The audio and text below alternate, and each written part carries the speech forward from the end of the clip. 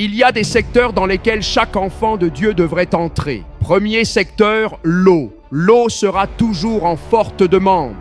Deuxième secteur, la nourriture, l'agriculture. On ne perd jamais dans l'alimentation. Troisième secteur, les ressources minérales. L'or, l'argent, les diamants, le pétrole, ce sont les mêmes choses qu'Adam a rencontrées dans le jardin d'Éden. Et le monde retourne aux fondamentaux. Pendant que tout tremble, l'argent revient aux bases. L'eau, la nourriture, les ressources minérales, c'est là que se trouve l'argent. Si vous n'êtes pas dans ces domaines, Dieu peut toujours vous aider autrement. Mais je vous conseille, être né pauvre n'est pas un problème, mais mourir pauvre, ça, c'est un problème. La deuxième chose que je veux que vous sachiez, c'est ceci.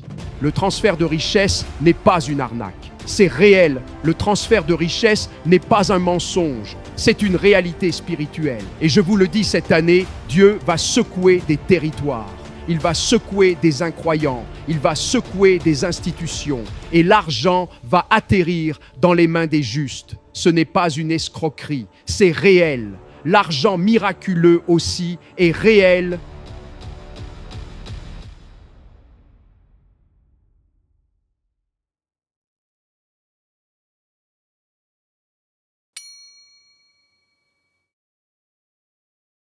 Proverbe 13, 18.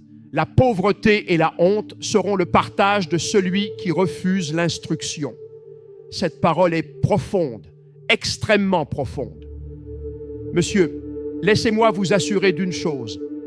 Si aujourd'hui vous ne comptez pas en millions, c'est parce que vous avez rejeté la connaissance, vous avez rejeté l'instruction, vous avez rejeté l'information, vous n'aimez pas apprendre. Vous n'aimez pas vous asseoir pour étudier. Vous n'aimez pas vous former. Et l'écriture ne peut être annulée. La pauvreté et la honte seront votre portion. Laissez-moi vous donner un autre passage pour équilibrer celui-ci. Psaume 112.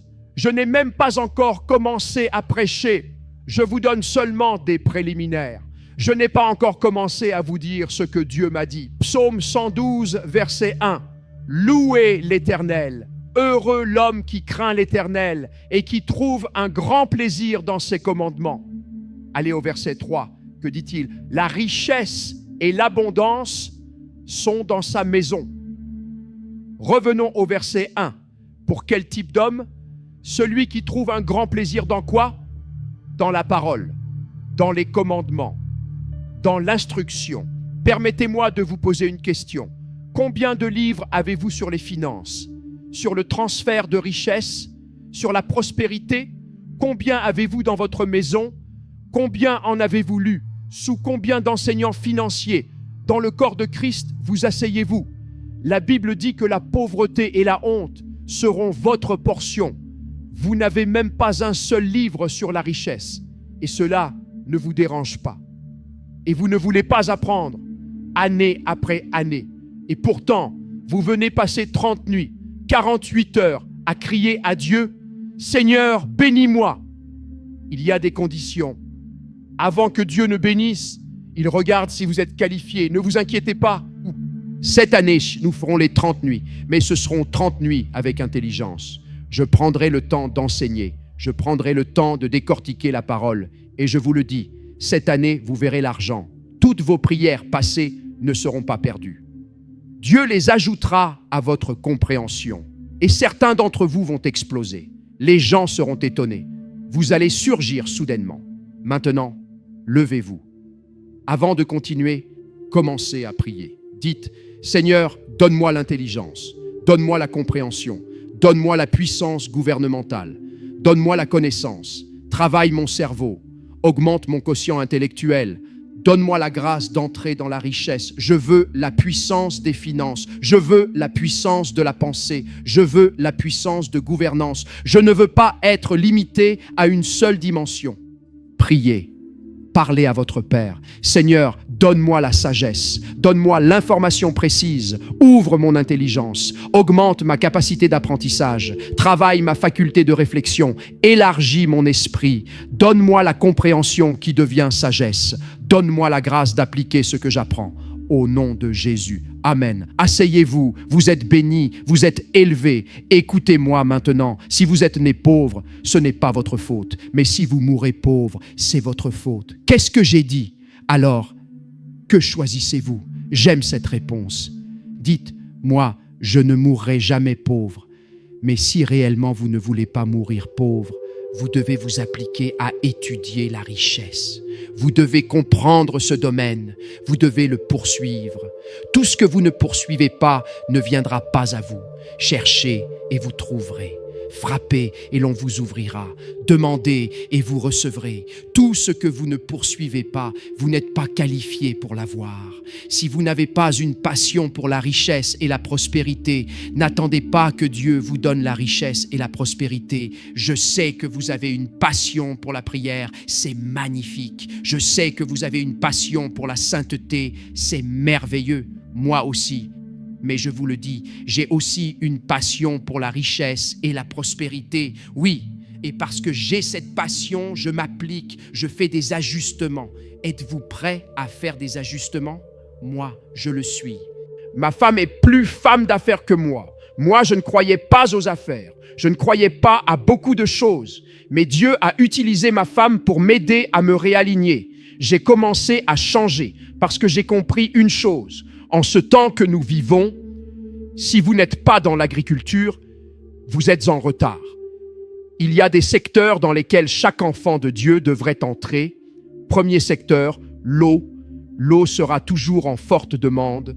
Deuxième secteur, la nourriture, l'agriculture. On ne perd jamais dans l'alimentation. Troisième secteur, les ressources minérales, l'or, l'argent, les diamants, le pétrole. Ce sont les mêmes choses qu'Adam a rencontré dans le jardin d'Éden. Et le monde retourne aux fondamentaux. Pendant que tout tremble, l'argent revient aux bases. L'eau, la nourriture, les ressources minérales. C'est là que se trouve l'argent. Si vous n'êtes pas dans ces domaines, Dieu peut toujours vous aider autrement. Mais je vous conseille, moi-même, j'apprends encore.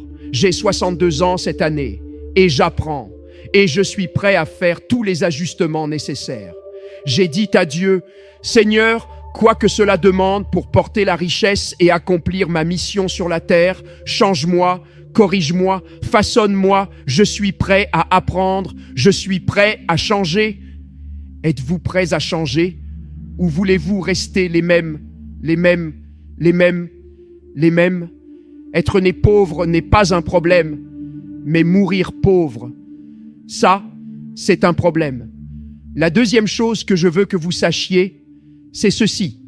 Le transfert de richesse n'est pas une arnaque, c'est réel. Le transfert de richesse n'est pas un mensonge, c'est une réalité spirituelle. Et je vous le dis, cette année, Dieu va secouer des territoires. Il va secouer des incroyants, il va secouer des institutions et l'argent va atterrir dans les mains des justes. Ce n'est pas une escroquerie, c'est réel. L'argent miraculeux aussi est réel. J'entends beaucoup de gens sur Internet attaquer l'argent miraculeux. Ils disent, ça n'existe pas, frère, ça existe. Si ce n'est pas réel, alors vous devez enlever de votre Bible ce passage où Jésus dit à Pierre, va, ouvre la bouche du poisson, qui trouveras-tu? Comment appelez-vous cela? Argent miraculeux. Et la femme à qui Élisée dit, va, emprunte des vases, pas en petit nombre, verse l'huile quand ils seront remplis, vends, rembourse ta dette et vis du reste. Comment appelez-vous cela? Si vous ne croyez pas à l'argent miraculeux, alors il y a des pages entières de votre Bible que vous devez arracher. Moi, j'en ai fait l'expérience. Avant de voyager hors du Nigeria, j'ai organisé une croisade à Ikom. Le budget était de 4,5 millions de naira. Avec les autres dépenses, cela faisait 5 millions. J'avais 3 millions au départ. À la fin de la croisade, il me restait 2 millions de dettes à régler. Et je devais enchaîner avec d'autres croisades. Bakassi, puis Abra, puis Ikom Bend, puis Obanliku, puis Bende. 5 croisades consécutives. Pas un seul jour de repos. Vous terminez 3 jours ici, vous partez ailleurs. Vous finissez là-bas, vous repartez encore. Et tous ces endroits étaient des villages. Quand vous prêchez dans les villages, vous n'espérez pas des enveloppes remplies d'argent. Vous espérez des bananes plantains, des ignames, Dugarry, 5 croisades. Et après la dernière, je devais prendre l'avion pour Londres. Mais avant cela, je devais régler 2 millions de dettes. Je suis arrivé à Icombe Bend. Pour atteindre ce village, c'est 1h30 de route en pleine forêt. 2e jour de croisade. Je n'avais même pas fini les 3 jours que le comité se réunit. Ils disent « Révérend, nous voulons déjà vous réserver pour l'année prochaine. Voici 1 million de naira pour vous. » À l'intérieur de moi, je chantais « Alléluia, Alléluia, Amen » en pleine brousse. Le 3e jour, un jeune homme demande à me voir. Il dit « Papa, je suis tellement béni par votre ministère. Je veux semer une semence. » Je m'attendais à 10 000, 20 000. Il sort une grosse liasse, des centaines de milliers. Je n'ai même pas prié. J'ai parlé en langue. Puis le comité revient. Tout ce que nous avons collecté comme offrande, nous les ajoutons à ce que nous vous avons déjà donné. Encore des centaines de milliers. En montant dans la voiture, on me rappelle, le propriétaire de la maison veut vous voir avant votre départ. Il arrive, il dit, donnez-moi votre numéro de compte. Encore des centaines de milliers. Les 2 millions réglés depuis la brousse. Ça, c'est l'argent miraculeux. Et je parle à quelqu'un maintenant. Avant la fin de ce mois de janvier, Dieu va positionner un argent miraculeux pour toi, d'un endroit inattendu, d'une personne que tu n'avais jamais imaginée, d'un angle que tu n'avais jamais considéré. Et cela viendra en abondance. Au nom du Père, au nom du Fils, au nom du Saint-Esprit. Oh mon Dieu, oh mon Dieu. En réalité, ceux qui devraient avoir l'argent, c'est l'Église. Du 3e au 13e siècle, c'est l'Église qui contrôlait les richesses du monde. Pendant le Moyen-Âge, les nations payaient des taxes à l'Église. Le pape était l'homme le plus riche de la planète. Si un roi refusait de payer, il était destitué. Même aujourd'hui, l'institution la plus riche sur la terre est l'Église catholique. Les réserves d'or sont au Vatican. L'Église n'est pas pauvre.